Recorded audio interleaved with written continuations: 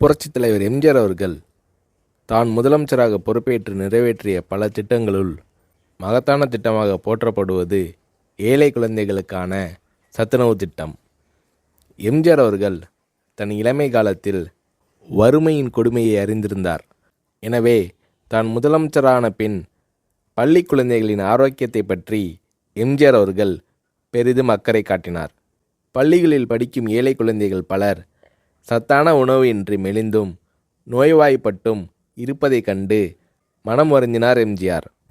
ஏற்கனவே தமிழக பள்ளிகளில் பெருந்தலைவர் காமராஜர் ஆட்சி காலத்தில் தொடங்கப்பட்ட மதிய உணவு திட்டம் நடைபெற்று கொண்டிருந்தது.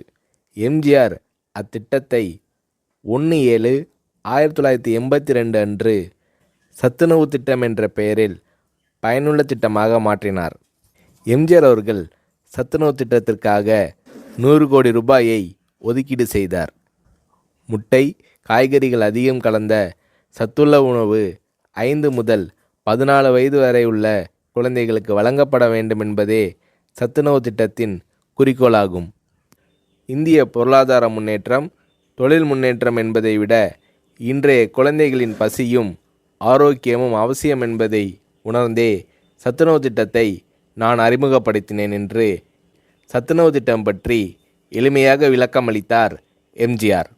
எம்ஜிஆர் அவர்கள் அறிமுகம் செய்த சத்துணவு திட்டத்தை உலகமே வியந்து பாராட்டியது.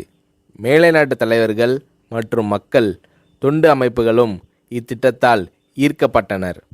ஏழை குழந்தைகளின் ஆரோக்கியத்தை பற்றி அக்கறை கொண்ட தலைவர் தமிழக முதல்வர் எம்ஜிஆர் தான் என்று மேலை நாடுகள் எல்லாம் எம்ஜிஆர் அவர்களை போற்றி பாராட்டின.